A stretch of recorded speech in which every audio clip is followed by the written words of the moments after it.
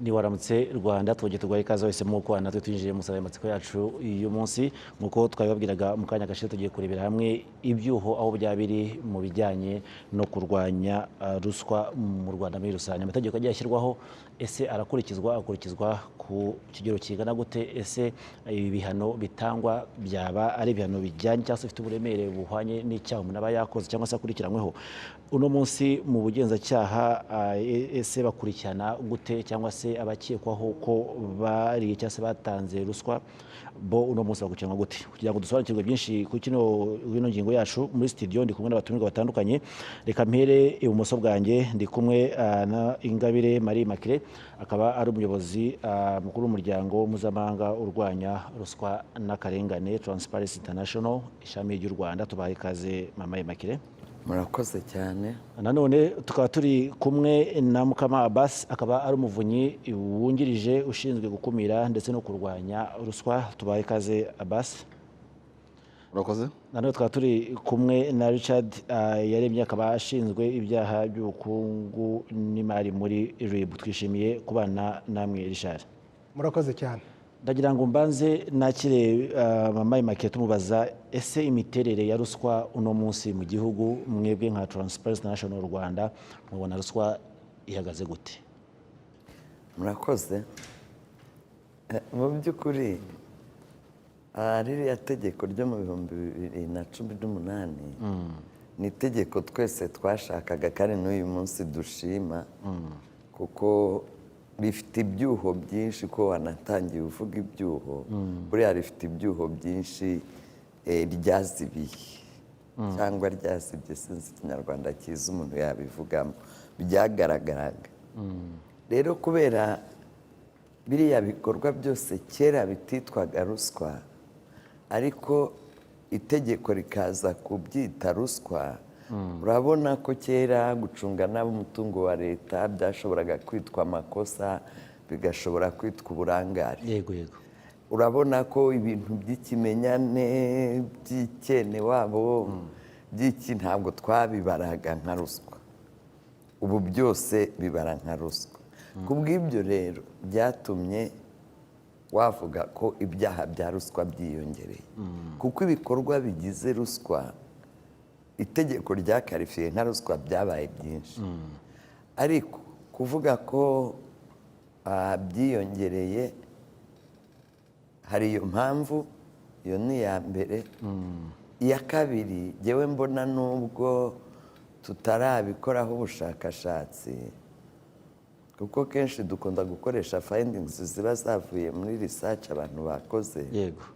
Hari ukuntu abantu basigaye wenda ntabwo azana ibimenyetso, ubwo biba bigusaba ko ari we wenda wajya kwikorera iperereza. Ngira ngo ni nayo mpamvu dukorana na RIB cyane, kwigezaho izo kesi zigakora iperereza. Ariko abantu basigaye bayivuga kurenza mbere, bumvise, ngira ngo ndakeka batangiye kumva ko nabo nta nyungu babigiramo. Nabo rero ikintu cyavuzwe cyane uba wumva ngo cyazamutse, ariko kitazamutse cyari gihari ahubwo ntiwakimenya. Abbas, Makire ati itegeko ryo muri 2018 hari icyo ryazibye nk'icyuho, ariko nanone hari n'imiterere iyo twitaga ngo ni ruswa cyangwa icyo twitaga indi mvugo, iri tegeko rikaba ryarabyise ruswa. Mwebwe nko mu muvunyi mubona iki itegeko hari icyo ryagabanije mu by'ukuri cyangwa icyo rundi kiracyahari muri rya tegeko? Murakoze Andrew. Iyo tegeko ryo muri 2018 ryaje byongera ahubwo n'ibindi abantu bakoraga batazi ko ari ruswa. Mwaza kuduha n'ingero wenda? Ndaza kubaha ingero. Byaje kubyongera ni byiza, niyo mpamvu ruswa amadosiye ari menshi, kuko mbere ruswa ari gutangwa kundi umuntu amafaranga bakamva ko ari ruswa, naho batazi ko n'ibindi bifite aho bihuriye, ibikorwa bikorwa biganisha kuri ruswa byitwa ko ari ruswa. Yego. Iyo niyo mpamvu ubona n'ubu amadosiye yabaye menshi, kubera yuko ibyaha bya iteko ryo muri 2018 byarabyongereye. wenda reka uhe example imwe muri ibyo. Hari bimwe wabonaga byitwa muri teko rya 2003, hari bimwe byitwa ko ari icyaha gifitanye isano na ruswa, bitandukanye n'icyaha cya ruswa. Ushobora kwibaza nk'ukuntu gusaba gusezeranya cyangwa gukora imishimisha mu birori rishingiye ku gitsina byita ko ari icyaha gifitanye isano na ruswa, ariko today muri 2018 ni icyaha cya ruswa. Ugasanga kunyereza umutungo wa leta cyangwa kuvuga gukoresha igitinyiro, yego, bumva ko ari icyaha gifitanye isano na ruswa, ariko ubu ni ruswa d'office. Ibyo rero kubera ko biri muri attitude y'abantu bakunda kubikoresha cyane, byahabaye nk'uko 2018 bibe mu cyaha cya ruswa. Kuko Andrew, niba none uri umuyobozi ukafite cousin wawe cyangwa murumuna wawe, ugakoresha umwanya wawe ukamuha akazi, ubwo ni ruswa, nuko ukoresha umwanya wawe mu nyungu zawe bwite. Ibyo rero iyo bitaba gutyo, hari bamwe badafite bene wabo bari mu nzego za leta, mu nzego nkuru, baba ari biciba muri iki gihugu. So niyo mpamvu ubona noneho ruswa yabaye nyinshi. Kubera iki? Kubera ko ibyaha bya ruswa byabaye élargi ku buryo bwaguye. Rero twigira dukumire ikintu cyose cyaba gifite aho gihuriye n'icyaha cya ruswa, ari gukoresha umutungo w'igihugu nabi, gukora ibintu bitari planned, byose ni icyaha cya ruswa. Ariyo mpamvu noneho ushobora kwibaza kuki byabaye byinshi. Byabaye byinshi accordingly kuko icyaha cya ruswa muri 2018 twaracyaguye bitewe n'imikorere mibi y'abantu bakoreshaga bitwa ko atari ruswa kandi ari ruswa, bikangiza ubukungu bw'igihugu na image y'igihugu. Richard, mu bugenzacyaha uno munsi twavuga ko ubwiyongere bwabuhagaze gute bw'abantu bakekwaho gutanga no kwakira ruswa? Murakoze. Navuga ko ubwiyongere nk'uko bagenzi banjye babivuze, tureba kwanza uburyo iki cyaha cyagiye kijya mu mategeko yacyo.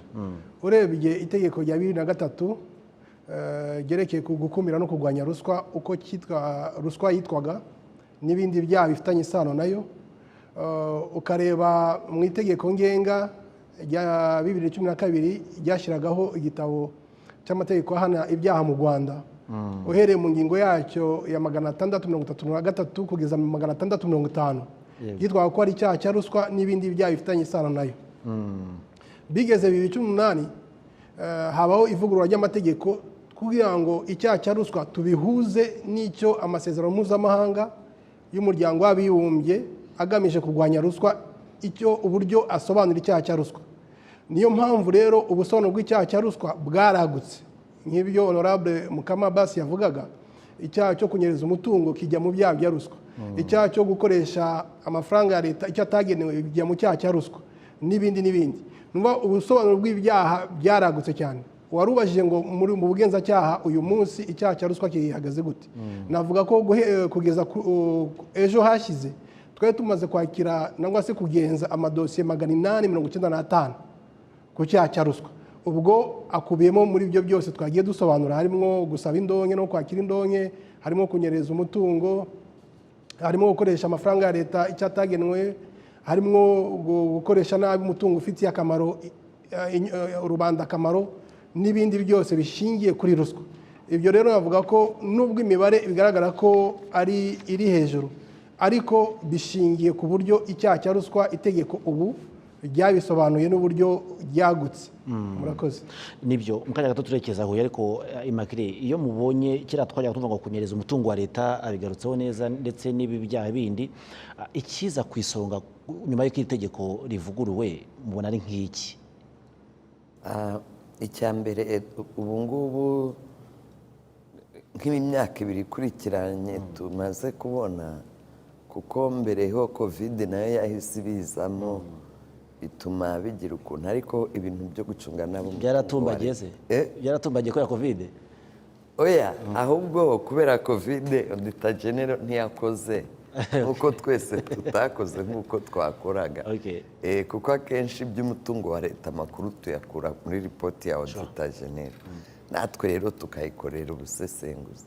Umutungo wa leta kuwucunga nabi no kuwunyereza biriho biragenda bikabya, jyewe sinzi n'impamvu.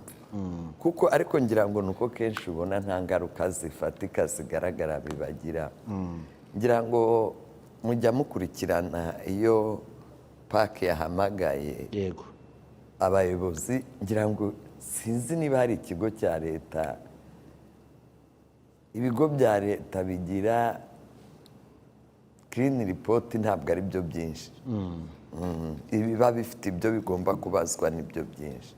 Biriya rero ni ikibazo kuko ni ikibazo kuko abantu bari bamenyere gupfa koroshya. Reka mbahe nk'urugero rwa kariya kameza twese twabonye. Yego ko muri IPRC. Yego. Iriya meza nyihaye agaciro ntabwo nayirenza 20,000 by'u Rwanda. Hariya mu Gakinjiro. Uzi no kugira neza wayibona kuri munsi yayo. Uzi ko negosiye. Warangiza ugasanga yaguzwe miliyoni na. Mu by'ukuri iriya ni na skandal ubundi. Ntabwo umuntu aba akwiye gukora ibintu nka biriya ngo narangiza avire mwana. Ni bidashoboka. Kandi ikibazo ngira usanga bo bacunga nabi. Nababona bije nini kurusha abandi kubera n'inshingano baba bafite. Niba ufite uburezi baraguha ibyangombwa byose kugira ngo abana bagire ireme ry'uburezi. Warangiza ukabinyereza. Buri hari ibigo bitagira amafaranga utazumva na rimwe bakubwira ngo hari ikintu cyaho ngo banyereje cyangwa bacunze nabi kidahari. Nka buriya urugero nka Senefu. Kareka nta kintu uzumva ngo cyangirikiye muri Senefu ko nta gihari. Ahantu rero leta iba yashyize amafaranga menshi ugasanga niho byapfuye. Hariya hantu haracyari. Ahandi hantu ni muri serivisi zitangwa n'inzego z'ibanze. Serivisi zitangwa n'inzego z'ibanze sizi icyo umuntu azakora. Ntabwo mbizi ariko wagira ngo wa mugani w'abarokore byabaye karande. Kandi abaturage biramwambabaza cyane iyo bavuze ngo babaha make ngo igihumbi se.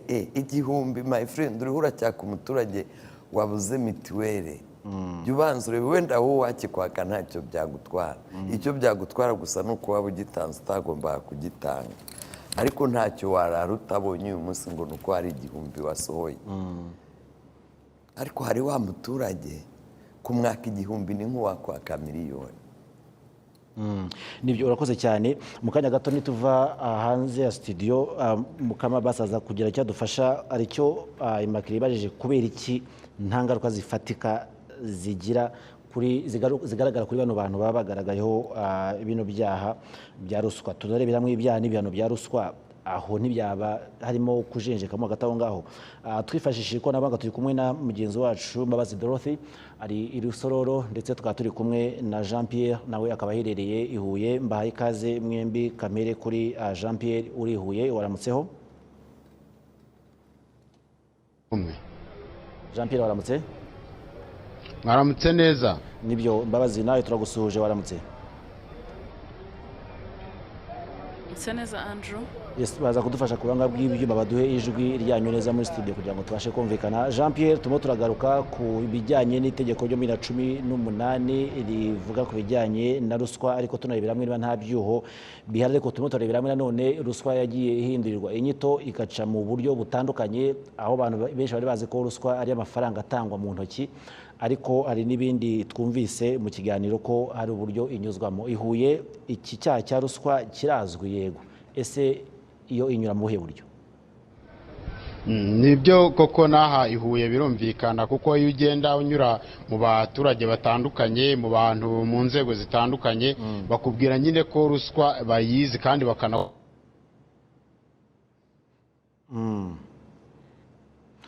turaza kwisegura ntabwo umurongo umeze neza, turaza kugarukaho gatoya. Mbabazi, niba twumva twaza nawe kuguha ijambo ukatubwira aho uherereye Rusororo, niba abaturage bashije kuganira nabo ikibazo cya ruswa kiremereye ku rugero rungana gute, bibangamira gute iterambere ry'abaturage muri rusange, aho wabasanze muri iki gitondo? Yego, abaturage bose bazi ruswa kuko isobanukiwe neza, abo twagiye tuganira haba nimugoroba ndetse no muri iki gitondo. Ariko none aha turi kumwe n'umwe muri bo, ni umusaza ubona ugeze mu myaka mikuru rwose, ufite ibyazi bitandukanye yitwa Murindwa Maurice. Ndagira ngo mwigize hino atubwire abanza atubwire ahakigaragara ibyuho bya ruswa kugira ngo wenda tubizi neza. Ruswa iracyagaragara, murayibona, ese hari ibyuho byayo ni hehe?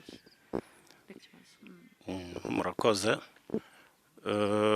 Ruswa mu by'ukuri yaragabanutse cyane urebye aho imibare imaze kugera uyu munsi, ariko ahantu ntabwo nakoze ankete, ariko ahantu ubu ngubu hakivugwa cyane hari mu majwi, ni mu nzego z'ubutaka n'imiturire, niho hashyirwa imbaraga, naho ahandi rwose usanga yaragabanutse cyane.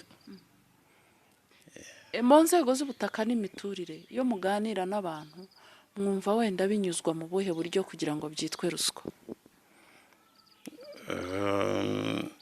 Birakomeye kugira ngo umenye inzego cyangwa uburyo binyuzwamo, kubera ko muzi ko ruswa burya ni ibanga hagati y'uyitanga n'uyihabwa. Ariko iyo babihase amajwi ukagereranya n'izindi serivisi zitangwa cyarangije gukemuka rwose kitakivugamo ruswa, aho ndavuga muri ziriya serivisi zitangwa hakoreshejwe ikoranabuhanga. Nkavuga urundi rugero hariya ku mihanda muzi ukuntu mu gipolisi hahoze havugwamo ruswa cyane, ariko ubu Sofiya ntabwo irya ruswa, isigaye iri kuri 0. Nkumva rero aho hantu ho hakongera gushyirwa imbaraga kugira ngo barebe ukuntu naho hakazwa ikagabanuka cyangwa se ikanavaho burundu. Ubona ubundi ku giti cyawe ubona ruswa ibangamira gute iterambere ry'umuturage? Ruswa ibangamira iterambere ry'umuturage kuko aba yakoze amakosa, iyo afashwe yabihanirwamo, ubukungu bwe bukaba burahasigaye. Ndatanga urugero, nka barya bagenda bakubaka ahantu batemerewe kubaka, hatari imiturire, yakubaka akazu muri bya bindi bita akajagari bakagakubita hasi, amafaranga ye yari yashyizeho yose aba yatwitse, bikaba bibangamiye iterambere rye. Kandi yarahaye ruswa mudugudu cyane. Yego. Babazi waza kumutubariza ese hari aho ajya abona abantu bakoresha igitinyiro, gukoresha abo bari bo icyo bari cyo nk'uburyo bwa ruswa, cyangwa iyo babonye umuntu ukoresha igitinyiro bo babifata nk'aho atari ruswa? Icyo kintu barakizi nk'abaturage? Yego, ikintu kijyanye no gukoresha igitinyiro cyangwa se titiro umuntu afite akaba yahereza undi faveri, ese biriya byo mubibonamo nka ruswa cyangwa murabireba mukavuga muti iyo bikozwe n'umunyacyubahiro n'ibyo birarangiye? Iyo uwo munyacyubahiro akoresheje icyo gitinyiro, nabyo rwose ntabwo umuntu yabishyigikira, ntabwo nabitandukanya cyane na ruswa kuko biba bibaye nk'igitugu. Muri make ruswa ifitanye isano n'igitugu. Urumva ko ni kimwe rwose, nanjye nabigereranya. Ariko aho batuye, babaza aho batuye ibyo byose babona umuntu ufite umutungo runaka, ariko ntabwo bari bazi ngo umuntu ahembwa iki, ahembwa angana gute, ayakuye he. Aho bo nk'abaturage ntibashobora kujija bagatunga n'agatoki babonye umuntu afite inkomoko y'umutungo idasobanutse, cyangwa bibwira ko afite aho awukora muri bene wabo. Yego, aha hantu mutuye ni ahantu hatuwe hari abaturage batandukanye, ese mujya mubona bagenzi banyu b'abaturage batuye ariko ukabona ejo bundi aratera imbere nyamara wenda nta kazi afite kagaragara, mukaba mwakeka muti izi nazo ni inkomoko za ruswa? Ibi bintu byo wenda ntimushobora kuba mujya mubibona hirya no hino muri aba baturanyi cyangwa se no ku yindi misozi abantu bagiye batuyeho, iterambere rigenda rigaragara rya hato na hato nyamara umuntu adafite aho akura? Hano ibyo bintu mbona bitahagaragara cyane keretse niba byarahoze mu gihe ikintu cya ruswa cyari gikomeye cyane koko, kuko mu by'ukuri mubona ko aho tugeze uyu munsi ruswa igenda icika. Ndumva rero nta muntu wakesha iterambere ruswa uyu munsi, tukaba twaca hari n'intege na leta yaciye intege abo bantu baba ariyo bagambirijeho ko umva ruswa ntaho yazabageza kuko iri kugenda icika, kandi leta ntabwo yoroheye, iri kwirwanya bikomeye. mwatunze itoroshi mu nzego nibyo Mbabazi ukiri ku murongo, reka tubanze dusubire gatoya i Huye. Bambwiye ko ku buhanga bw'imyaka byakemutse. Turacyari kumwe na Jean Pierre. Jean Pierre, uranyumva? ndakumva neza. Nibyo, turaza kwisegura ku badukurikiye kuba umurongo utari umeze neza, ariko waza gukomereza aho wari ugeze mu kanya gatoya ubwo twakubazaga imiterere ya ruswa muri ako gace uherereyemo. Nari ngitangira kubabwira yuko warumbajije utese aho ngaho abaturage ho barayumva cyangwa se bayumva gute, ese barabibona yuko itangwa.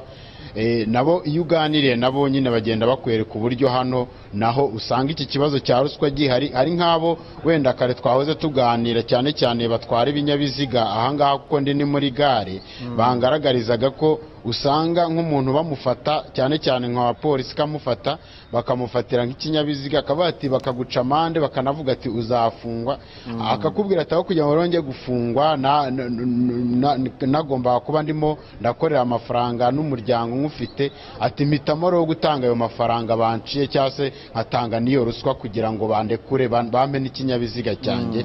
Ugasanga rero rimwe na rimwe barayizi, bazi ibimenyetso bya ruswa, yewe n'ibyo by'igitinyiro mwavugaga. Bamwe bagenda bati ugasanga umuntu kuko ari boss bo niko babivuga, ati utinya yuko ashobora kuba hari n'ikindi kintu yakora yenda kibi, akaba ati kuko iyo afite amafaranga abagufite ni nk'aba agufite mu biganza. Hari rero turi kumwe hano, hari nk'uwo turi kumwe witwa Venuste. Reka tumubaze tubwire nkamwe iyo muri ruswa, ese mubona ari he hakiri ibyuho bijyanye na ruswa, ese mubona ari he ubu ngubu yiganje cyane nkamwe mu batuye hano mu karere ka Huye? Murakoze cyane. Ikintu kijyanye na ruswa akenshi kiganje mu nzego zo hejuru, kuko nimba ugiye kwaka nk'icyangombwa cy'ubutaka ushaka nko kubaka cyangwa gukora imitasiyo, baragusiragiza ukabura serivisi. Nimba bakubwiye ngo ejo uzaza ngo baguhe icyo cyangombwa cy'ubutaka cyangwa icyangombwa cyo kugira ngo wubake, ejo wajyayo ukabura umuyobozi, ejo bundi wajyayo akagusiragiza, nta handi biba biganisha. Aba yanze kubivuga mu mazina ariko urumva ko ari akana bashaka, kuko nawe kubera umwanya uba wataye uba ushaka iterambere ryawe, kubera uba ufite akazi wataye, ayo mafaranga wahanayatanga kugira ngo ubone iyo serivisi. Nanone ikintu kijyanye n'ibiciro bihanitse, nk'ubu ngubu muri uyu mujyi kugira ngo ubone icyangombwa cyo kubaka ahantu biterwa n'aho ugiye kubaka, hari amafaranga runaka bagenwe. Iyo ari menshi rero n'ukuntu ubu ibintu bihagaze, kubera nta mafaranga ariho, iyo baguciye menshi nta kuntu yaguca amafaranga makeya n'ubange kuyamuha, kuko nimba ari ibihumbi 100 icyangombwa cyo kugira ngo wubake, akaguca nk'ibihumbi 30, 70 asigaye harimo ibeni y'amabuye cyangwa ibeni y'umucanga. Ni ukuvuga ngo ayo 30 aguciye uyamuha udakurikije inzira zisabwa kugira ngo ujye kwaka icyo cyangombwa, uhita uyamuha mu ntoki. Ntabwo wazicamo, kuko nimba baguciye ibihumbi 100 cyangwa 200 bitewe n'ahantu ugiye kubaka hariho, uzi ko n'amafaranga ufite ahagije, wayamuha kugira ngo serivisi yawe igende neza. Ni ikibazo rero cy'ibi, ni ukuvuga ngo nabo bashyigikiye ko, niba numvise neza, nabo bashyigikiye ko mu gihe umuntu yakuhaye serivisi mbi ushaka ko yihuta, nawe ushobora kumuha akantu kugira ngo ubone iyo serivisi. Ni ukuvuga ngo nabo bafitemo uruhare nk'abaturage. Nicyo bagaragaza. Nabo twagiye tuganira bakubwira ati aho kugira ngo ujye kudindira no gutinda, uremera ugatanga ayo makeya ugereranyije nayo menshi yenda bagusaba unyuze mu nzira zirizo, abo agahitamo rero guciza ubusamo kugira ngo atanga ayo ngayo, noneho serivisi zihute. Ari undi mwaba muri kumwe nawe tumuhe umwanya twumve icyo abivugaho. hari undi wenda turi kumwe aha ngaha reka nawe utwegere utubwire kuri iki kintu kijyanye na ruswa. Iyo urebye ubona cyane cyane nk'impamvu ibitera kugira ngo umuntu abe yatanga ruswa ari iyihe? Impamvu ibitera kugira utange ruswa ni ugutanga ruswa ya serivisi yawe yihute. Utamuhaye ruswa ntacyo yakumarira. Witwa nde wowe? Nshishimana Jean Marie Vianney. Ati ni ukugira ngo serivisi yawe yihute. None se umuntu utayimuhaye serivisi yawe byatuma itihuta? Ntabwo ntiyagukora serivisi. Ubundi inshuro nyinshi ni nk'ibiki, ni nk'ibihe bimenyetso bikunze kugaragara bababwira ukabona yuko ari ruswa bashaka kukwaka nka serivisi runaka ugiye kwaka? Urugero ugiye kwaka cyangwa cyo kubaka ntago agufasha kugira akiguhereze vuba vuba. Rero kugira akudindize icyo ushaka gukora umuhetera akantu nyine kugira agufashe serivisi. None se ko ruswa ari uwayitanze ndetse n'uyakiriye bose bahanwa, kuki wowe uyitanga kandi uzi ko nawe ushobora guhana? Nyine narakubwira ati uburyo nyine nawe ubona atagufunga ukavuga ati ndayiguha nyine kugira birangire, ariko ntabwo uyimuha mu ntoki, uyima nko kuri momo bikarangira. Ngira ngo Andrew abangaba uko bagenda babigaragaza harimo n'undi kare twigeze kuvugana, noneho waravuga ati icyo kintu bita ejo, ati ruswa, noneho wenda bagenda bahindura n'amazina, ati ikintu cyo kubanko kujya kwaka serivisi ngo ejo wasubirayo ngo ejo, ati iryo jambo ejo naryo ryabaye ikindi kibazo, ati byamaze gufata nk'umuco, iyo barivuze uhita wibwiriza nawe ukamenya ko ari ruswa arimo arashaka. Jean Pierre katugushimire cyane. Murakoze namwe. Jean Pierre Ndagijimana n'umugenzi wacu akaba ari mu karere ka Huye. Mbabazi Dorothy nawe unyemereye twagushimira ku mwanya waduhaye, ndetse ugashimira no mutumwa muri kumwe Murindwa, uti mwakoze ku bitekerezo byiza. Murakoze natwe turabashima. Nibyo tugatse muri studio. Mukamara ikibazo nakubaje mbere ko njyanze ya studio, kubera iki nta ngaruka zifatika turi mu kubona ku bantu bakurikiranyweho cyangwa se bagaragaye weho na bino byaha? Utavuga ko nta ngaruka zifatika kandi hari amategeko ahana ibyo byaha, ntabwo navuga ko ahubwo kuko iyo abantu bafatwa bakarekurwa, ubwo uburangare turabushyira kuri inde rero hagati aho ngaho? kuko uribaza nk'ibyo abaturage bamaze kuvuga muri iryo teko rya 2018 ku ngingo yabo ya 3, aho ihawe ububasha urwego rw'umuvunyi kwandikira inzego zo gushyiraho ingamba zo gukumira ruswa buri rwego. Iyo rutayishizeho rwaho ububasha urwego rw'umuvunyi kumusabira ibihano administrative by'amategeko k'umuyobozi we. Yego, muri ibyo twavuga harimo n'ibi abaturage bari kuvuga. Ubundi ushinzwe gutanga impapuro zo kubaka one stop center, buri district ifite one stop center, yego, yagomba gushyiraho measures, ingamba, kavuga niba ari ukubaka inzu ifite level yiniyi wenda byafata igihe cy'ukwezi, niba ari inzu ya miliyoni byafata iminsi 3 iminsi 4, umuturage yaza akaplayinga agategeza iminsi 4. Ibyo byose biri muri za ngamba yagomba gushyiraho. Natazishyiraho rero aho icyo cyuho cyo kuvuga ngo ejo bundi bamaze kumva ko ari utundi tuzo bamaze kwita. Ukibaza nk'abayobozi bashinzwe one stop center muri district, dufate ku kibazo cy'imyubakire nicyo batinzeho bose. yego, nta kuntu buri gihe cyose ari TI Rwanda ari urwego rw'umuvunyi ari neza gushyira gukumira n'urwanya ruswa, duhora tubakangurira. Yewe n'ikigo cy'igihugu gishinzwe ubutaka kirabibabwira n'amabaru akagenda babwira, bagafata commitment. Twafashwe inama na Ministry of Local Administration kuko ziriya nzego ziri decentralized. yego, Nubwo ari ikigo cy'ubutaka, ariho ari muri district barebwa na meya. Meya niwe ufite inshingano, inzego ziri decentralize. Aho no tugomba gushyira ingufu, ukavuga kuki badahanwa.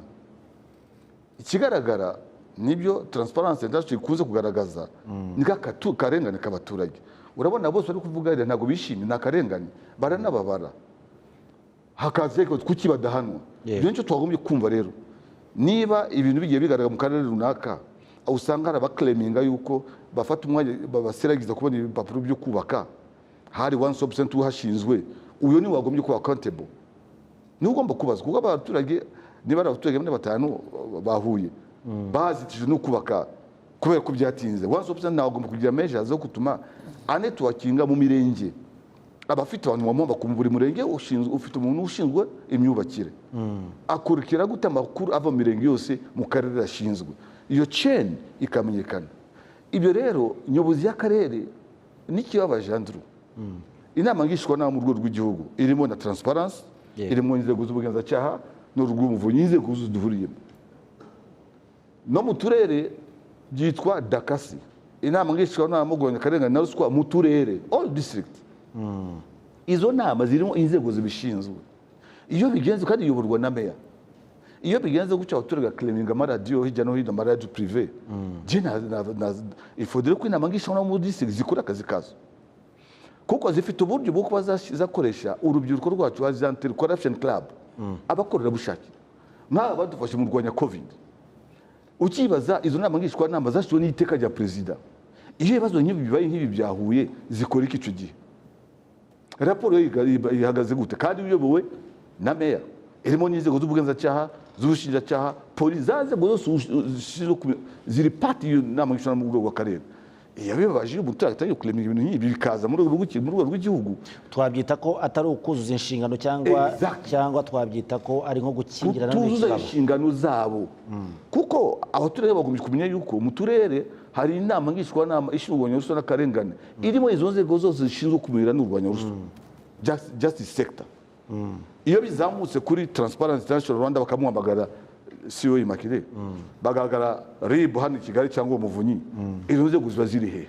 Aho tugomba gusubira inyuma, buri muntu wese akaba accountable. Ese izi nzego za dakasi zirakora? Niba zikora neza, kuki abaturage bakleme bukazi Kigali? Mama Imakire, icyo Mukama Basa avuga uremeranywa nawe, kuko ari ikintu yavuzemo nanjye nibaza nari biza kugira icyo bitubwiraho, ko bano bantu bafatwa ahubwo bakanarekurwa kandi baba babuze ibimenyetso. Sima biterwa n'umucamanza wakoze iyo dosiye agaciro yahaye ibimenyetso. Ibimenyetso byo ndibwira ko biba bihari, kuko yaba umugenzacyaha yaba umushinjacyaha ntushobora guterura dosiye itagiramo ikimenyetso uheraho ngo uyijyane, niba uri umugenzacyaha uyijyane mu bushinjacyaha, kandi umushinjacyaha ashobora no kwikorera irindi perereza ryuzuza rya rindi. Ngewe nkeka kuri inzu bigeze imbere y'umucamanza, uba ufite icyo umushyiriye, uba ufite icyo uri buvuge tututfaso, ukuntu ahagarara hariya nyine ukayishinja. Ntabwo rero ushobora gushinja ikintu kirimo ubusa, biterwa n'agaciro, appreciation. Ngewe noneho nabivuze n'imyumvire y'umucamanza, ariko si n'ubwa mbere mbivuze da, maze kubivuga kenshi, n'imyumvire. Hari ubwo usanga rwose hari amadosiye adahaye agaciro gakomeye cyane, bitewe n'impamvu. Nabona icyo gituma abantu muho bakeka ruswa naho harimo, nabo barahavuga cyane. So rero wenda Dorosi yabeshyeye uriya munyarwanda, rwose yamubeshyeye ibintu bibiri. Icya mbere ngo arashaje, afite imyaka ikuze. Icya kabiri ngo azi ibya ruswa cyane, ahubwo ntabizi. Buriya kuba i Kigali no kuba mu cyaro biratandukanye. Amenya umuturage kugira ngo azateme igiti mu ishyamba rye, agomba kuba afite ikintu yahaye agoronome, uko bigenda kose nta cyamuhaye ntashobora, ntibibaho, ntibishoboka. Kugira ngo veterineri azaze kukuvurira itungo, ni ngombwa ko ugomba kwishyura fuel, kandi leta yamuhaye akazi, muha n'uburyo bwo kugakora. Ariko umuturage utagize icyo atanga, itungo rye rirapfa. Rero ntubona aha hakurya Ikinyinya, ahantu bubatse vuba cyane, hariya ugenda ujya Docivere noneho ugakatira iburyo, uwahubatse wese yahaga agronome 150,000, birazwi, turabizi. N'uwari uhari ku murenge icyo gihe ntiyabihakana. Ni ukuvuga ngo hari ruswa ahubwo yabaye kawaida, niko navuga. Umuntu akavuga ngo ngo ubu rero ndagomba gushaka, none ku muntu uri mu cyaro, honorable Mukama yavugaga iby'uko baduhamagara nyine nuko inzego zihari ziba zitakoze, ariko n'abaturage batinya kuzibwira, kuko baragaruka rimwe na rimwe bakabikorerwa na ba bandi nyine bari no muri izo nzego. None se ikintu kizayoborwa na meya, hanyuma agoronome ntagira kandi ari we wiriranwa na meya ujye kumurega, abaturage bahita bakubwira bati waba ugiye kurega Musinga kuri Rwabugiri. So kandi tuzi na negative solidarity iba muri ziriya nzego, bakaguma rero bahangayika, baguma bari twe bahamagara uwafashe imodoka waje ari iwacu ari no ku rwego rw'umuvunyi, ushobora gusanga hicaye abantu ukagira ngo ni kwa muganga, ko kwa muganga ubundi niho tumenyereye ko hicara abantu benshi. So ni ukuvuga rero ikibazo kiba gihari wenda bitarana, ntazi n'ukuntu bizanacika. Abanyarwanda barirezinya, se ndabivuga ngo iki mu Kinyarwanda, bagahebera urwaje. Bose babaye ba nyirandarwemeye, akavuga ngo aha ngo ntaho nabona mbivuga ntaki, ngo nta kundi ngo reka nemere nyatange. Muri serivisi z'ubutaka rero, honorable muzaze tubanze twicare turebe itegeko niryo ripfuye mbere ya byose. Ririya tegeko ritanga ibyuho byo gutanga ruswa bimwe biteye ubwoba, yaba byo kubona ubutaka, byaba ibya mitasiyo ku baguze cyangwa babuhererekanyije, yaba ibyo kubaka. Ni itegeko ritanga ibyuho koko, kugira ngo uba uyobowe na ririya tegeko nurangiza nturye ruswa birasaba kuba uri inyangamugayo. Ni aho ngaho njya nanibaza impamvu abo rireba ubwabo bonyine batagaragaza ko hari ibipfuye. Iyo babona abaturage birirwa basiragira, bo ntibakwiye kuba bafata inisiyative ngo bereke n'umushingamategeko bateze ingingo zibangamiye umuturage. So yewe simbizi, ariko itegeko ubwaryo ryatanze icyuho rwose. Uramutse uri umuntu wakumva ko gutanga ruswa byoroshye, nanjye ubwanjye mba narayitanze nuko ntayemera. Richard, ari ikintu Madame Makira avuze ati usanga niba mu bugenzacyaha hari dosiye mwakoze mbere ishyikirizwa ubushinjacyaha ari ibimenyetso runaka namwe muba mwashingiyeho, ariko kikangarura ku cyo Honorable Mukama yavuze, ni ku cyabo dusanga bakurikiranwaho abenshi muri bo ari bo banarekurwa nyuma yaho. Aho si byo ryatoroshi Mama Makira tubwiye naryo rikwiye gutungwa muri izo nzego? Murakoze, navuga ko habaho ubushishozi cyangwa se ubwigenge bw'ubucamanza n'urukiko, kuko yaba ubugenzacyaha bwo bugenza icyaha bushaka ibimenyetso bishinja n'ibishinjura nk'uko itegeko ribiteganya, ubushinjacyaha bugatwara umuntu imbere y'urukiko busaba ko yafungwa by'agateganyo mu gihe iperereza rigikomeza. Mu bushishozi bw'urukiko rushobora kurekura umuntu by'agateganyo cyangwa se rukamufunga by'agateganyo. Ibyo byose ni inzira z'amategeko byateganyijwe. Icyo abaturage nangwa se usanga abantu baba bategereje nuko baba bumva ko umuntu wese wagejejwe imbere y'urukiko agomba gufungwa byanze bikunze, ariko hari inzira ziteganywa n'amategeko, hari n'amahame y'amategeko y'uko umuntu gufungwa ari, navuga ko atari iryo hame, ahubwo gufungurwa ari iryo hame. Twebwe tureba icyo tuba dutegereje, ni ukureba ngo amaherezo iyi dosiye izarangira gute. Kuko iyo umuntu arekuwe by'agateganyo ntabwo bisobanuye ko dosiye abaye umwere cyangwa se dosiye ibitswe, kuko amategeko yateganyije ko mu gihe ubushinjacyaha butanyuzwe habaho inzira z'ubujurire, mu gihe habayeho no kuba yagirwa umwere, mu gihe hari ibimenyetso ubushinjacyaha nabwo bushobora kujya mu nzira z'akarengane. Ibyo byose birateganyijwe. Icyo navuga rero ni uko uburyo itegeko rya ruswa rikozwe uyu munsi ryadufashije kuziba ibyuho nk'uko twagiye tubikomozaho bitandukanye n'ibyahozeho mbere. Izo nzira zose rero hari igihe twebwe usanga, ndavuga sosiyete nyarwanda, bumvise ko umuntu runaka yafunzwe bakumva ko urwo rubanza rwarangira mu cyumweru kimwe, mu byumweru bibiri. Biterwa n'uburyo inzira z'amategeko ziteganya, uburyo azaburana ifungwa ry'agateganyo, uburyo azaburana mu mizi, hakaba n'inzira z'ubujurire. Ikibazo mbona ni uko rimwe na rimwe ibyavuye mu nkiko, ndavuga mu gihe byabaye itegeko, urubanza rwabaye itegeko, ba bandi babwiwe ko kanaka yafunzwe cyangwa se yafunguwe by'agateganyo byarangiye gute, kugira ngo bamenyeshwe ibyavuye muri bya bindi abaturage bari bategereje kumva, uburyo urukiko rwamuhamije icyaha, uburyo imitungo yakomotse kuri iyo ruswa yanyazwe n'ibindi n'ibindi. Murakoze. nibyo aricyo nakongeraho ntabwo ari Andrew. reka tuba tuvuye honorable Mbabazi. hari ibyo madame Makiri yavuze na Richard, reka nta example imwe iri hagati ya twebwe urwo mubonye dosiye twakoze duha RIB. Yego. Ngaruka ku rukiko ruri independent nk'uko iteko constitution ivuga ruri independent. Sure. Ariko rukorwamo n'abantu. Urukiko as institution fine, ariko abarukorwamo n'abantu kandi umunyarwanda ni mugari. Hari case twakoze tugifite investigation, umukozi wa leta uri mu karere runaka yarashinzwe akora muri service z'ubutaka bamushyira mu by'amasoko, agenda atanga amasoko, bamuha abatsindirwa amasoko kuri ako karere nk'abantu bane. Yubatse inzu ifite valere ya miliyoni hafi $180, miliyoni $180, ahembwa umushahara w'ibihumbi 400. Duhona amakuru nk'umuturage, wenda ni Huye, ntabwo wamenye butsina uwo ari Huye. Tukora dosiye, tuhereza abantu, dukora expertise, turangije dukora na RIB, yo tubiha RIB. RIB nawe yohereza umuntu wabo for verification, baratuye byo mwavuze ni confirm, bakora dosiye rangere ijya mu bushinjacyaha, iregera urukiko.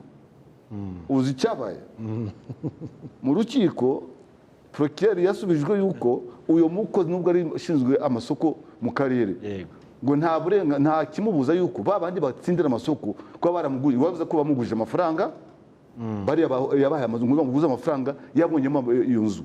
Ukibaza one yakoresha umwanya we kuko yarashinzwe amasoko, ahaye Andrew, ahaye Mukama, ahaye Richard, amasoko ibare monopole. Niba ari isoko rya miliyari yatanze, jewe nawe na Richard tukaba twamuguje amafaranga gukora business, yubatswe miliyoni 180 ku mushahara w'200. Exactly, aho yebwa 400. Ariko baramureko ngo afite right wari wese kumuguza amafaranga, nawe kuvuga tukibaza kudasobanura inkomoko y'umutungo nituzabiha agaciro. Ibi byaha byemewe na UN, byemewe na Parliament, tugomba guhindura uburyo. Tuzakomeza kuko nayo izagiraho icika intege, n'ubushinjacyaha buzagiraho bucika intege. Ubwo birumvikana. Mama Makiri, hari icyo nawe washaka kuvuga ku cyo Richard nashaka kuvuga ku cyo Richard yaravuze. Ni umunyepolitiki mwiza pe, numva muri RIB uzigire nko mu nteko cyangwa uyobora ishyaka runaka, kuko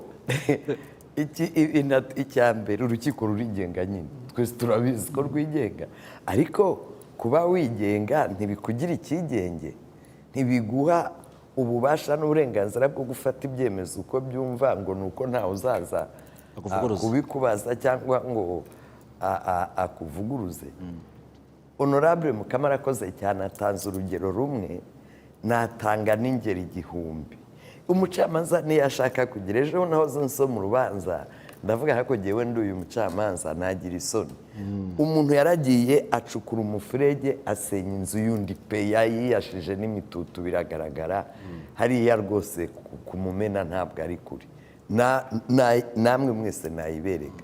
Ageze mu rukiko bakora raporo, uwo ku murenge ushinzwe ubutaka, mwese twese tuzi ko ari enjeniyeri, arangije agiye kuvuga abura hahera icyemezo cyo kugira uwashenye inzu y'abandi umwere, aravuga ngo nta muhanga wabyemeje. None se umuhanga utari enjeniyeri wundi ushaka n'ubuhe? Umuhanga ushaka urenza amafoto y'aho hantu akwerekana inzu uko imeze ni uwuhe? Uwundi muri uriya mwana we Gakenke we yaranambabaje, ikibazo nzakivuga igihe cyose kugeza umunsi nzapfa. Umuntu yaramuhohoteye, aramusambanya, umwana akubwira icyo cyumba uko kimeze, amarido arimo, uko igitanda giteye, ariko wenda ubu yarabihinduye. Byose twaragiye dusanga niko bimeze. Umucamanza arangije arabaza uwo mwana ngo ese arasiramuye ngo cyangwa ntasiramuye. Come on, umwana w'imyaka 16 arabwirwa n'iki gutandukanya umuntu usiramuye n'udasiramuye? Tuvugisha ukuri pe. Ese ubundi amaze kubona ibitsina bingahe ku buryo azi gutandukanya igisiramuye? Ariko yabimubajije abishaka, kuko ya miterere y'amategeko nihaza kubamo gukeka ubyungukiramo n'ushinjwa kandi yari azi ko gukeka biri bube ni byinshi. none se risha nta mucamanza uzi, ntashaka kuvuga naho yakoreraga ariko yaranafunzwe kubera ko byagiyemo imbaraga. ariko twifatiye siribu na taransiparensi, twamwifatiye ajyanye umugore ku wa mbere saa 3 honorable aho abantu bose bajya ku kazi, wajyanye umugore iwe barambuye n'imyenda bageze no mu gitanda, twabafotoye bambaye ubusa, ariko ariko twari twabipanze dufashe uwo mugore kandi yari afite urubanza rwe.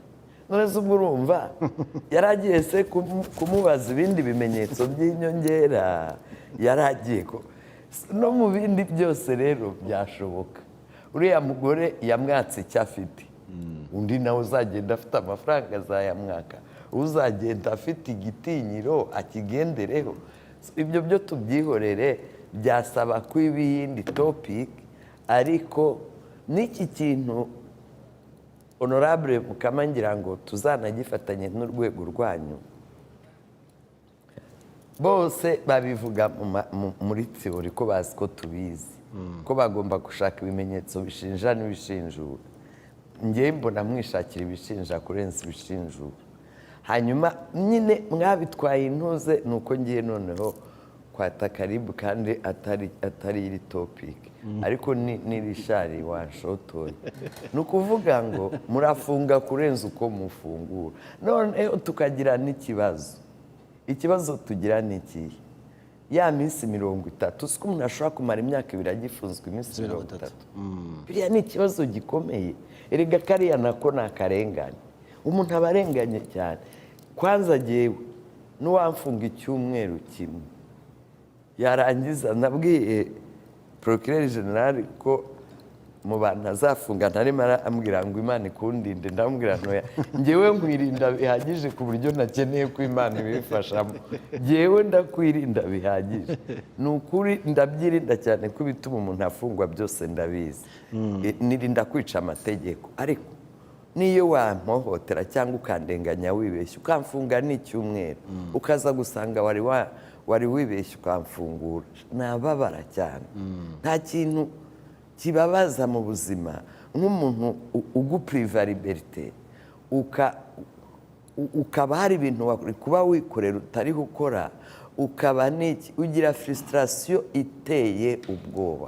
wenda reka twumve n'ibitekerezo by'abaturage bari bo mu majyepfo baganiriye na mugenzi wacu Alexis Namahoro, nabo aricyo bavuze ku bijyanye na ruswa. ariko nitugaruka turaza kurebera hamwe n'ibipimo bigenda bishyirwa ahagaragara, turaza kwifashisha nk'icyo RGB iherutse gushyira ahagaragara nk'inkingi yo kurwanya ruswa ndetse no gukorera mu mucyo. usanga nanone uno munsi icyo gipimo kiri hejuru, aho bakwereka ko kurwanya ruswa biri ku gipimo cya 80.76%, ariko tukaba tukibona kesi za ruswa. ibipimo tubihuza gute na reality iri hano hasi?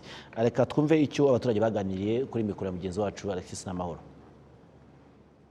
ruswa akenshi ivugwa mu nzego z'ibanze, cyane kugarukira nko ku rwego rw'akagari, niho wumva abaturage bahwihwisa ruswa.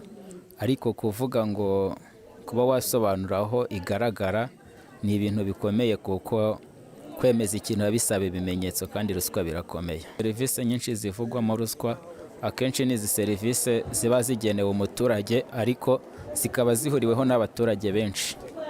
natanga urugero nka gahunda ya gira inka. ni urugero, hari aho ugera ukumva bavuga ko kugira ngo umuntu abe yayibona hari ibindi bintu abanza gusabwa. akenshi bavuga ikiziriko n'ibyo ngibyo baba bahindiye amazina. ubundi kugira ngo ruswa icike, ahanini umuturage afite uruhare nka 90%, kubera ko usanga akenshi no muri izo serivisi nemeza ko umuyobozi wakubwira ngo banza umpereze iki kugira ngo nguhe iyi serivisi, abo ngabo ni bake muri iki gihugu cy'u Rwanda. ariko dufite abaturage bafite imyumvire, turacyari abaturage bafite imyumvire iri ku rwego rwo hasi. nkagenda nzi neza ko serivisi ngiye gushaka nyemerewe, kandi sinigeze nanayaka ngo nyibure, ariko nkumva ko mbere y'uko nyaka ahubwo hari ikindi ngomba kubanza gutanga ntari nanagaragaza icyo nshaka. Numva rero abaturage duteye iya mbere tukiyumvishamo ko nimba ari serivisi nkeneye ngende nyisabe kuko nyikeneye kandi nkaba nzi neza ko nyikwiriye. Numva abaturage babyumvishe gutyo byakemuka. Nkunda kubyumvaho nyine bari kutwigisha ukuntu abantu batanga ruswa ari bibi n'abayifata ari bibi, kandi noneho tukumva iyo baravuga umuntu wafashwe ibihano bamuha tugasanga bikakaye, barabikurikirana abayobozi. Ushobora no kujya kwaka wenda serivisi ku murenge cyangwa se ku karere, hakaba igihe niba ari serivisi yihuta bakakudindiza, noneho we yabona biri kudindira akavuga ati wagira icyo abaha se wenda ntimwanyihutishiriza, ubwo bakabikora. Ariko njye ntabyo mbona nta n'ibyo nzi, ariko ndabyumva gutyo mu makuru. Rero gutanga amakuru kuri ruswa ntabwo yoroshye, kubera yuko abantu bayitanga bafite uburyo bwinshi n'amayeri menshi bashobora gukoresha ku buryo kumenya ngo bayihaye runaka bitoroha, kubera inzira nyinshi bashobora gucamo. Abaturage rero bagarutse no ku myumvire yabo, akagenda mutwe yishyizemo ko serivisi agiye gusaba atari buyihabwe mpaka agize icyo atanga. Mama Imakira, nabanje kubaza ikibazo kijyanye na bino bipimo tubona bishyirwa ahagaragara nk'igipimo cyo kurwanya ruswa giherutse kugaragazwa mu nkingi z'imiyoborere, usanga kiri kuri 80.70%. Ibi bihura gute na reality n'ukuri turimo kubona, cyangwa se abantu batubwiye batonda umurongo kuri ku rwego rw'umuvunyi ndetse n'iwanyu kuri Transparency International Rwanda, ariko nabiduhurize n'imyumvire y'umuturage ugenda azi ko byanga bikunda iyo service atari buyihabwe nta kintu yitwaje mufuka? Reka mpere kuri icyo cya nyuma. Ikigaragara hari ikintu abantu babamo, ni nazo mpungenge jewe akenshi mbafite, bigatinda bakimenyereye kikamera nk'umuco, kubera ko byagiye bibaho kenshi. Hari uwavuze ngo kukagarara n'abarenganya haba serivisi nke cyane. Serivisi z'umuturage zose ziba ku murenge, niho usanga intuzi. Noneho kubera yuko bagiye bamenyera ko ari uko, kandi tujye twibukiranya n'imigani bacaga kera ngo amatama masa ntasabiri nk'igisigati. Urugero, urumva icyo bishaka kuvuga. So hari ukuntu rero byasaga n'akamenyero, abasinya bakabyita ngo ni umuti w'ikaramu, ibyo nyine by'inka bakabyita ngo ni ikiziriko. Noneho abaturage basa n'ababimenyereye, rero bimera nk'intuza. Ari nayo mpamvu tugomba kubirwanya cyane, bitaba umuco. Icyo rero ni kimwe mu bituma n'umuturage ashobora guprovoka umuntu ngo nawe abe yagira icyama. Ariko byose bigaterwa n'iki? Bigaterwa na serivisi bahatanze nabi. Atanze serivisi neza, erega umuturage agera aho akareka gusiragira. Kandi ibipimo by'imitangire ya serivisi mu gatona bizamuka buri munsi. Ngewe ariko simbyemera nyine, ariko buriya nabo bafite metodoloji n'abaturage babasubije, kuko umuturage w'umunyarwanda kugira ngo akubwize ukuri birasaba ko aba kwizera cyane, birasaba ko n'urwo rwego aba aruzi. None si yo tuvuga ngo bazi wacu ari benshi baduhamagara kenshi, ni uko Transparency urwego rw'umuvunyi barabizi, barabimenyereye, bamaze kubimenyera cyane. Ariko uzava ahangaha ugenda ubabwira uti nkomotse mu rwego runaka, ni ikigo cy'igihugu gishinzwe ibi n'ibi, ntabwo azakubwira. Abanyarwanda hari n'uzakubwira ati wavuze make kutazi ikimugenza. So ibyo byose natwe rega twabiciye, wibaza ko twe bagiye kutumenyera bigenze gute? So rero ntabwo biriya byo nanahita mbigendera, kuko biramutse ariko bimeze, natwe kesi zo twakira zijyanye n'akarengane, zijyanye na serivisi mbi, zijyanye ntabwo twazibona, keretse niba bo badahura nabo. None se reka nguhe urugero narwo wenda rwanambabaje. Umumama ni n'umumama ukuze kuriya Dorose yabeshyeraga, yagiye gusaba icyemezo cy'uko umugabo we yapfuye kugira ngo bamuvane ku mitungo, izina ry'umugabo rive ku mitungo cyane cyane y'ubutaka.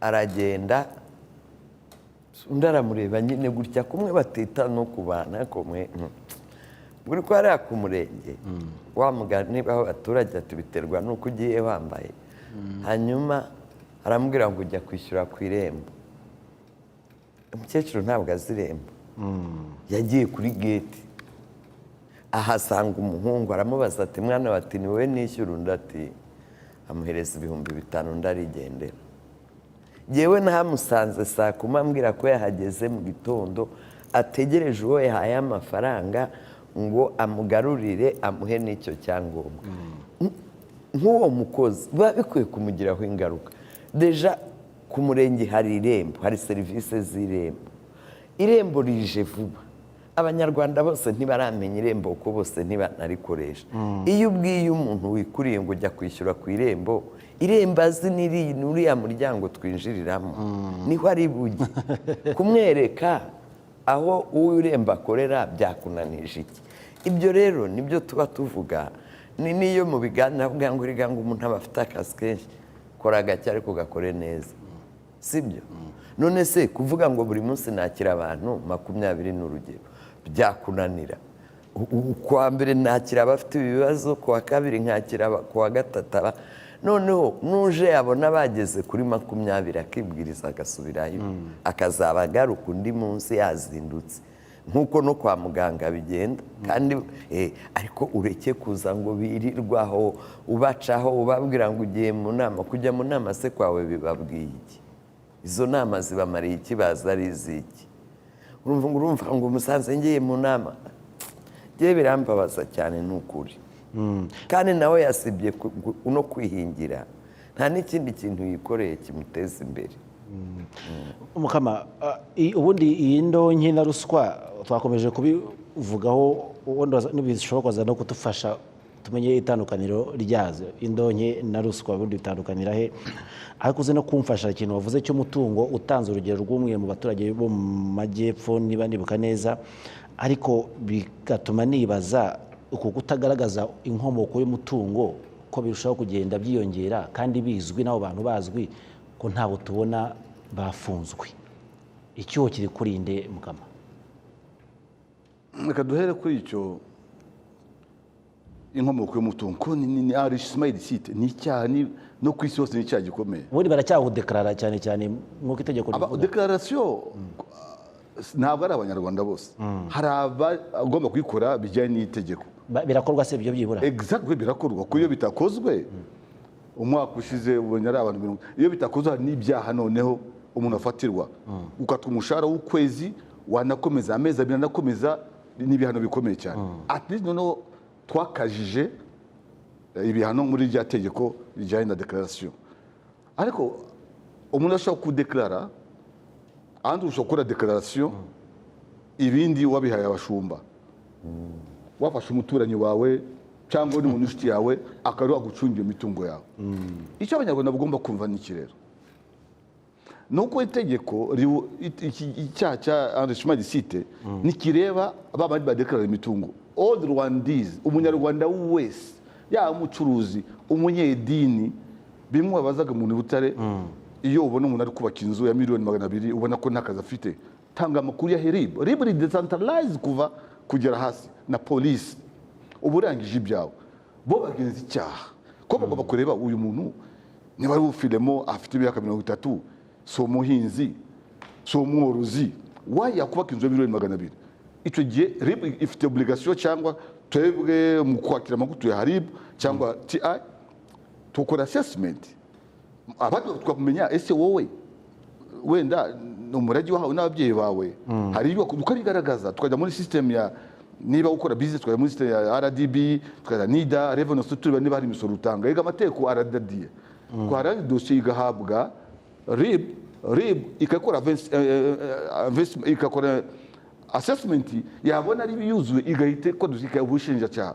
kwese bukayiregera urukiko ikibazo kirahandru niba urukiko ntabwo rwajyana dossier ubushinjacyaha ntabwo akora rwajyana dossier mu rukiko rutabona ko ifite ibyaha bigaragara yuko igomba kuburana igomba kuregirwa ya independence y'urukiko rero aho ntabwo ari twabibaza uzatumize inkiko nabo bakora inkiko mu gukora ikiganiro akora ibi bikora akazi kayo ubushaka gukora akazi kayo nibyo ariko tugomba gushyira ingufu kuko ni ibintu tutabifatira ingamba abenshi abo iyo bavuga ko hari abashumba iyo terme abashumba n'ibyo bishobora kuvuga abantu basigaye bayishimira kuko n'udekarara iwacu turabivumbura tugaragaza ko wagiye ubona amafaranga buri mwaka y'imurengera atagira umushahara wawe nta misiyo ya leta wahawe uyavanye he wenda hari ibintu gukora bya drug wenda human trafficking ibi byose bituma tuyariba uburyo bwo kuba yakora assessment ikuri itarakinga umuntu niyo mpamvu bahitamo ariko aho ni mu bintu bifatika honorable ubwo se ku bijyanye no gutonesha ubushuti urwango n'ibindi mu kazi nk'uburyo bwa ruswa ibyo bintu byo bizapimishwa iki bizagaragazwa gute ko turimo kuvuga ku nzu nk'imitungo ifatika hakari bidafatika uwatoye itegeko niba byararondogo barabishyize muri ya line yose uko bimeze nuko bazi ko bishobora gukorwa kandi hari measures ibyo wakora RIB ikabiheraho ikora investigation ikagaragaza ko ibiri behind ari ruswa niyo mpamvu twakubwiye ko ruswa muri bya bindi byose twagusomeye yagusomeye iyo bitwa ari ruswa ni ruswa uburyo bikorwa RIB ifite uburyo ibikurikirana kandi bikaganisha ku cyaha RIB iha dosiye bushinjacyaha ariko yamaze kubona ko elema zose zuzuye zatuma bayiha dosiye y'ubushinjacyaha bujya kuregera urukiko byo kuvuga ngo indonke nyine wowe urabona amafaranga indima purwa kubera iyo ushaka indonke ni amafaranga ubona mu buryo butemewe n'amategeko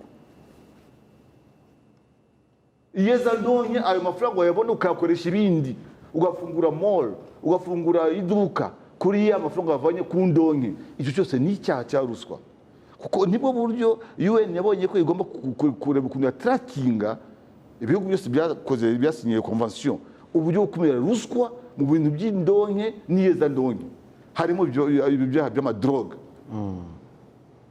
human trafficking amafaranga menshi nuko hano mu Rwanda inzego zacu zifite ukuntu bikumira ariko mu bindi bihugu ni icyaha gikomeye cyane na niyo mpamvu hajemo UN yashyize ingufu muri kureba ukuntu kugaruza umutungo asset recovery nuko hari imaza ziba zatsinze leta yatsinze ahubwo nacyo ntitwanakivuze dosiye nyinshi iba yakoze zikajya mu bushinjacyaha mu rukiko wenda leta igatsinda ahubwo asset recovery kurecoveringa amafaranga ugasanga bimaze imyaka 4-5 leta yaratsinze none se andu niba twenda twagutsinze ugasanga leta tugomba kwaka miliyoni 400 cyangwa 500 mu bintu bitandukanye bigomba kuba umunyago niba icyo gihe abashinzwe gukora recovery y'amafaranga batinze bafata imitungo ukayihemakire indi ukayihamukama baza bagasanga muri ya mitungo cyane hasigaye imitungo 10 so ibyo byose ni shene tugomba kureba inzego zishobora kurwanya ruswa just tukarebera hamwe kuko cyo turabona u Rwanda tugafitaho duhuza twafata indya na imwe yo gukumira ibintu kubihana naho ubundi rebo ntiyabikora yonyine ngo bikunde ombudsman ko yonyine cyangwa prosecution cyangwa TI tugomba gushyiramo dans la kugira turebe ukuntu dutakinga ruswa kuko iyo afande abitubwira ubona babaye kuko tumubabaza niba ukunda umuntu wirinda kumubabaza recently mu nama biro politique yavuze amaguru mwese yumva yabaye shame kuri twese none se niba ukunda umuntu ukamubaza umukunda niba ruswa tutayirwanya igihugu baba ugikunda gute cyane ko abanyarwanda bamaze kumva ko gutanga umusoro ari ngombwa Revenue Authority ihabwa target buri mwaka karenza miliyari zirenze nk'ijana zitangwa n'abanyarwanda iyo bayatanze bashaka ko kwiyubakira igihugu we kwaka igipapuro cy'ubutaka ukamwaka ruswa ahubwo umwangisha igihugu jewe ntabwo natina kuba kuri yaduye ahubwo kuko wangisha umunyarwanda igihugu cye aragikunda mpamvu atangiye kugitangira so ntabwo rero tugomba gushyira hamwe turebe ukuntu tudashobora kumenya ko abantu batuvangira naho ubundi ikibazo bikomeye niyo mpamvu wabonye afande ubushize aturakana n'abayobozi wanareba imishahara duhembwa sava muri iyo misoro y'abanyarwanda warangiza kugiye gufata indonke gute se mu gihe wahembwaga 100,000 noneho ha miliyoni 3 iyo ndonke ahubwo wagombye gufungwa ubutavamo jeje niko nabivuga Richard turimo turagana ku musozo uku gukorana kw'izi nzego kugira ngo watunze agatoki aho icyaha gikekwa ko cyakorewe uyu muntu ukoresha ububasha ahabwa n'itegeko nshinga mu nyungu ze bwite ibi turaza kubihuza gute n'izi nzego zose zigaragaza ko harimo icyuho kugira ngo bibyare umusaruro dukomeze kubona imibare igabanuka kurusha uko irushaho kugenda izamuka murakoze navuga ko mu bijyanye byo kurwanya ruswa nuko haba ubwo bufatanye aho urwego rw'umuvunyi urwego rwa transparency iyo babonye amakuru bayageza muri RIB uburyo ibikorera iperereza ikabishyikiriza ubushinjacyaha uburyo ubushinjacyaha bubiregera urukiko uburyo urukiko ruhamya umuntu icyaha uburyo cya gihano gihinduka itegeko uburyo urwego muri minijise rushinzwe kugaruza imitungo rubishyira mu bikorwa ni ukuvuga ko ibyo byose ni inzira iganisha kugira ngo habeho guhana ku muntu wakoze icyaha ariko habeho no gusubirana umutungo uba warakomotse kuri icyo cyaha cya ruswa warukomojeho mbere ubaza ngo icyaha cyitonesha mukigenza gute mwigeze kubibaza honorable Mukama itonesha ntawe uriyobewe n'ubucuti ni ukuvuga ko uko sosiyete yacu nyarwanda iteye yubatse bene wacu n'ubutabazi twababona muri nida ni ukuvuga ko dusangiye papa na mama iyo mfashe mushiki wanjye murumuna wanjye nkamuha akazi biroroshye kubisuzuma umuntu nabaye iwabo nangwa se yabaye iwacu dufite uburyo twagiye duturana yaba baturutse hanze kubera amateka yacu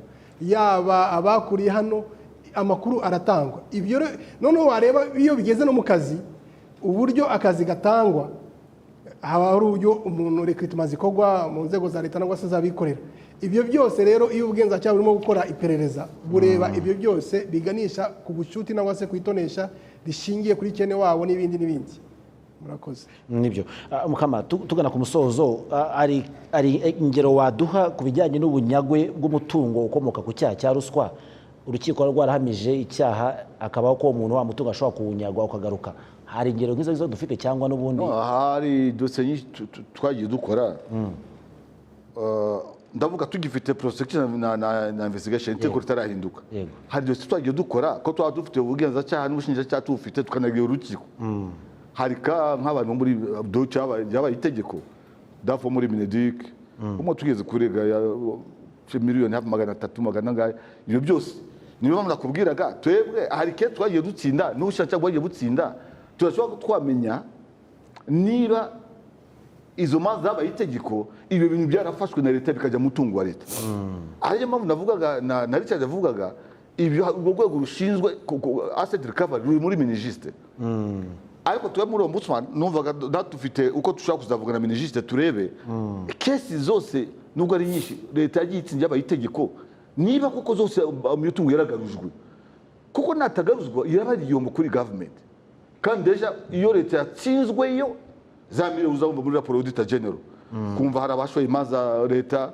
birukanya abakozi mu buryo butewe n'amategeko bagatsinda leta ahubwo muri bije buri mwaka iteganya amafaranga yo kwishyura abantu batsinze leta natwe rero imanza twagiye dutsinda ubushinjacyaha bwacu bwagiye butsinda urukiko tugatsinda mu rukiko hagombye kuba ibyo ministry niyo ifite iyo file yo gukora asset recovery ariko muri ombudsman twafashe decision yo kuba twareba ukuntu twazakorana na minijiste niyo department ishinzwe reka no ku nyungu z'igihugu kureba izo manza zose leta yatsinze yabaye itegeko ese iyo mitungo yamaze kugarurwa mu sanduku ya leta kuko hari sinagwa precision kuko birebwa na Ministry of Justice nico gusubiza kuri nibyo tugana ku musozo mama imakiraza kumfasha ubundi cyaha cya ruswa itegeko rivuga ko kidasaza ariko turabona bitukomeza kunyerezwa nibyo hari igihe kimwe nka Transparency International Rwanda mubona ko byibura ibipimo tugaragarizwa nyina komeje kwibanda ku bipimo tugaragarizwa ko ruswa igenda igabanuka naha services zitangwa neza hari ikizere mufite mwe nka Transparency International Rwanda mu gihe tugifite inzego zisa nkaho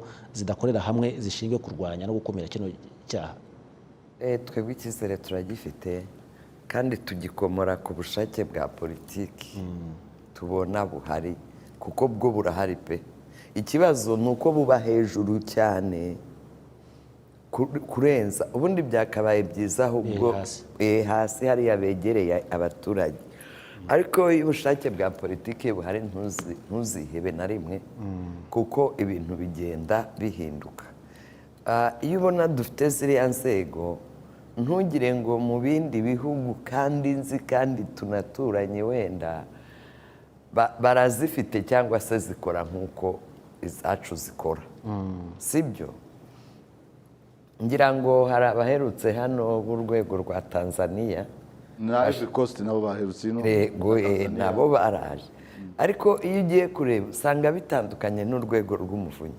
usanga bitandukanye n'inshingano rufite n'ububasha rufite n'ibikoresho n'ibiki rufite. Iyo ugiye kureba nko kwa auditor general, aba bafite ni bake nabo bafite ukundi kuntu bakora, usanga bitameze cyane nk'ibi byacu. Kuba honyine nuko nyine nk'uko honorable Mukama yabivuze tujye dukoma urusyo dukome n'ingase, natwe ubwacu n'inzego ziba ziri aho ikintu kikazaba rutine tukakibagirwa, cyane cyane ko tutagishyize no mu mihigo, cyane cyane ko n'udukorera evaluation atazabireba.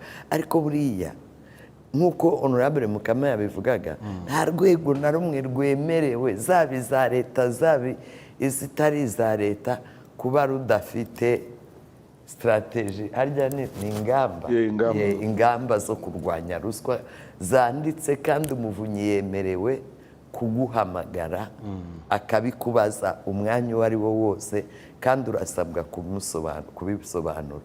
Nutabisobanura uraza kwitaba komisiyo yagenda na politike mu nteko ishinga amategeko. Nanjye wicaye aho bikubwira narayitabye, kuko nasanze nta niyo dufite, kandi twitwa iki? Twitwa ngo dushinzwe gukumira no kurwanya ruswa. N'ubu no muri RBI ushobora gusanga nta bihari, kandi reba abakozi ukoresha kurwanya.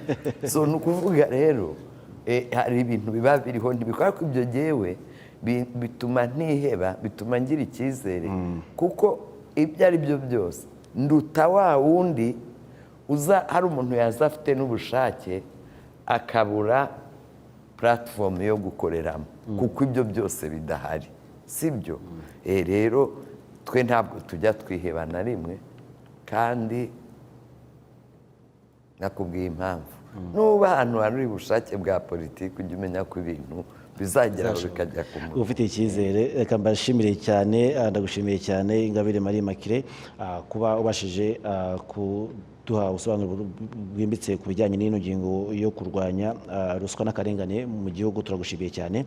Reka dushimire cyane Richard IYAREMYE, akaba aturutse muri RIB, akaba ashinzwe ibyaha by'ubukungu n'imari. Turagushimiye cyane Richard, ndetse turashimira honorable Mukama Abbas, akaba ari umuvunyi wungirije ushinzwe gukumira no kurwanya ruswa. Mwakoze cyane. Reka nanashimire bagenzi bacu badufashije, yaba abari bari Huye, Mbabazi wari uri hano i Kigali, ndetse na mugenzi wacu Alexis Namahoro watubereye muri Muhanga. Murakoze.